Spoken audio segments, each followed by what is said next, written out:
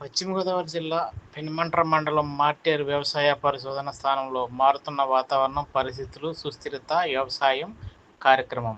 ఈ కార్యక్రమానికి ముఖ్య అతిథిగా హాజరైన వ్యవసాయ శాఖ మంత్రి Atchannaidu, Achanta MLA Pithani Satyanarayana, BJP Rajya Sabha MP Paka Satyanarayana, Tanuku MLA Arimilli Radhakrishna, AP ICC chairman మంత్రి రామరాజు పలువురు పాల్గొన్నారు.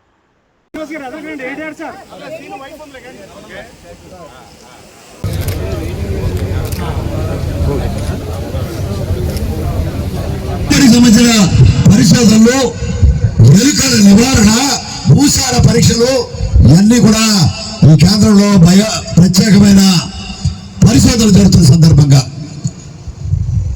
ఈ సమావేశంలో అన్ని రకాల వ్యవసాయానికి సంబంధించిన పనిముట్లు, వ్యవసాయ పరిశోధనకు సంబంధించిన సమస్యలు మాట్లాడుకునే ఒక సదస్సుగా ఈనాడు హృదయపూర్వక అభినందనలు, ధన్యవాదాలు అర్పించారు. ప్రభుత్వంగా ఏదైతే ఎన్నికల్లో హామీలు ఇచ్చారో ఆ హామీలన్నీ కూడా అమలు చేస్తూ రైతు సంక్షేమానికి పెద్దపీట వేస్తూ ఈరోజు ముఖ్యంగా అన్నదాత సుఖీభావ పథకం ద్వారా 20,000 రూపాయలు కానీ, అలాగే ధాన్యం కొనుగోలులో వచ్చినటువంటి మార్పులు కానీ, ఈరోజు ఎరువుల ఇబ్బంది లేకుండా, విత్తనాలు ఇబ్బంది లేకుండా రైతులకు సకాలంలో అన్ని ఇచ్చే విధంగా కూడా ఈ ప్రభుత్వం 20 నెలల పరిపాలనలో చేయడం జరిగింది. జిల్లాల నుంచి కూడా రైతులందరూ రావడం ఇది చాలా సంతోషంగా ఉంది.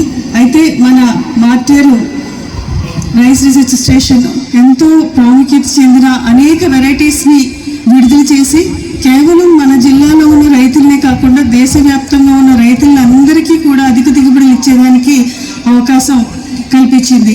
వారు విడుదల చేసిన 10 వెరైటీ 1001 వెరైటీని ఎంతో ప్రాముఖ్యత చెందడం మనకందరికీ తెలిసిందే. అలా ఒకటి వ్యవసాయ శాఖ అవసరమైనటువంటి సాగునీటి పారుదల శాఖ.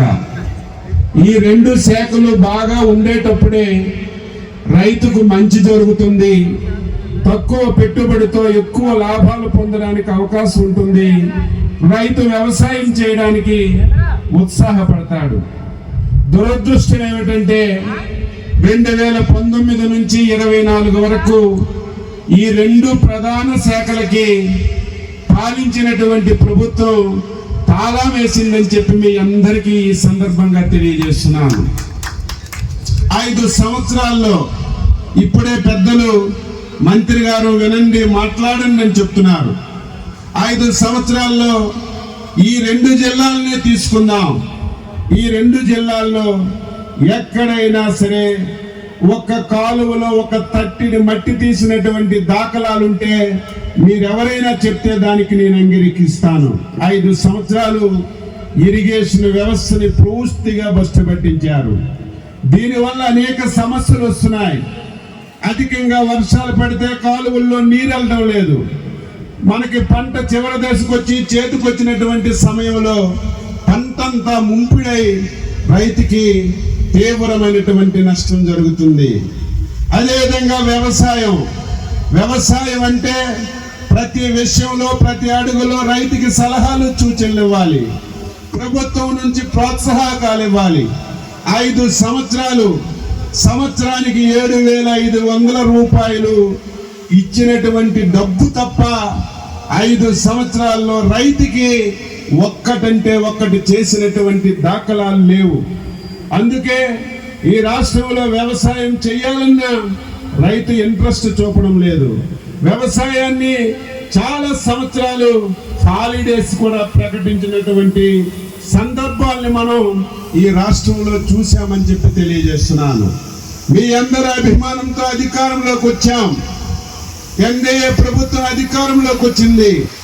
ముఖ్యమంత్రిగా చంద్రబాబు నాయుడు గారు బాధ్యతలు స్వీకరించారు. కానీ చాలా బాధ, ఆవేదన కలిగింది. 5 సంవత్సరాలు మొత్తం వ్యవస్థలన్నీ చిన్నాభిన్నం చేశారు. ఈ రాష్ట్రాన్ని ఆర్థికంగా కోలుకోలేనటువంటి దెబ్బతీశారు. ఈరోజు ప్రతి వైసీపీ నాయకుడు మాట్లాడుతున్నాడు చంద్రబాబు నాయుడు గారు అప్పులు చేసేస్తున్నారని. దీనికి ఆద్యులు మీరు. ఈరోజు ఈ రాష్ట్రంలో వచ్చినటువంటి ఆదాయం మొత్తం జీతాలకే సరిపోతుంది. మీరు 5 సంవత్సరాల పాలనలో 12 లక్షల కోట్ల రూపాయలు అప్పు చేశారు. ఆ అప్పు కూడా ఎక్కువ వడ్డీలకి తీసుకొచ్చి ఈ రాష్ట్రం మీద అధిక భారాన్ని మోపారు. మీరు చేసినటువంటి అప్పులకి వడ్డీ కట్టాలంటే మళ్ళీ అప్పు చేయవలసినటువంటి పరిస్థితిని తీసుకొచ్చి ఈ రాష్ట్రాన్ని అన్ని విధాలా పూర్తిగా నష్టానికి గురి చేసిన విషయాన్ని ప్రతి ఒక్కరూ విజ్ఞతతో ఆలోచన చేయమని చెప్పి కోరుతున్నాను.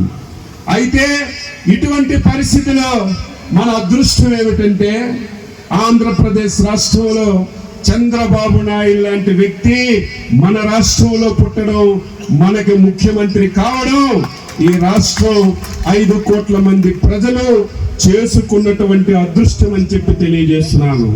ఈయన యొక్క సీనియారిటీ, దీనికి తోడు మన రాష్ట్రంలో 22 మంది పార్లమెంటు సభ్యుల్ని మీరందరూ ఆశీర్వదించి ఢిల్లీ పంపించారు. మోడీ గారికి మన మీద ప్రేమ అభిమానం పెరిగింది. 22 మాసాలు కేంద్రంలో ఉన్నటువంటి ఎన్డీఏ ప్రభుత్వం ఇతోధికంగా మన రాష్ట్రానికి సహాయం చేస్తుంది. కాబట్టే ఈ 22 సంవత్సరాల్లో నిలదొక్కుని మీరు నేను ఊహించిన విధంగా కార్యక్రమాలన్నీ కూడా చేస్తున్నామని చెప్పి తెలియజేస్తున్నాను. ఈ 22 మాసాల్లో ఎన్నికల్లో ఇచ్చినటువంటి హామీలన్నీ ఒక పక్క నెరవేరుస్తున్నాం. ఒక్క హామీలే నెరవేర్చి సంక్షేమాన్ని అందిస్తే ఈ రాష్ట్రం బాగుపడదు. సంక్షేమాన్ని ఒక పక్క ఇవ్వాలి, దానికి సమాంతరంగా అభివృద్ధిని ఒక పక్క తీసుకెళ్ళాలి. రెండు సమాంతరంగా తీసుకెళ్ళినప్పుడే రాష్ట్రం అభివృద్ధి జరుగుతుంది.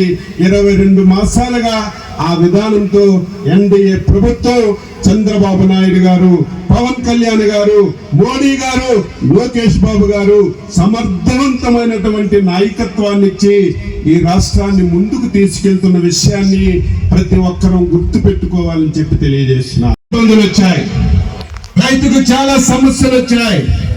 వ్యవసాయ శాఖ మంత్రిగా బాగా పంటలు పండే, దిగుబడులు బాగా వచ్చాయని ఆనందం ఒక పక్క ఉంది. పండినటువంటి పంటకి గిట్టుబాటు ధర లేక రైతు అవస్థలు పడుతుంటే ఇంకొక పక్క బాధ కూడా వస్తుందని చెప్పి తెలియజేస్తున్నాను. మీరందరూ ఎక్కడ ఉన్నారు? ఒకప్పుడు తూర్పు పశ్చిమ గోదావరి జిల్లాలంటే ఆంధ్రప్రదేశ్కి అన్నదాతలే, ఈ దేశానికి అన్నదాతలు. ఒకప్పుడు అటువంటి పరిస్థితి ఉండేది. రోజులు మారాయి, ఆహారపు అలవాట్లు మారాయి, వ్యవసాయం పద్ధతులు మారాయి. ఇవన్నీ మారేటప్పుడు దానికి అనుగుణంగా మనం కూడా మారకుండా పాత పద్ధతులే చేస్తూ నాకు నష్టం వచ్చింది, వ్యవసాయం చెయ్యలేకపోతున్నానంటే ఎవరు కూడా ఏమీ చెయ్యలేనటువంటి పరిస్థితి అని చెప్పి తెలియజేస్తున్నాను.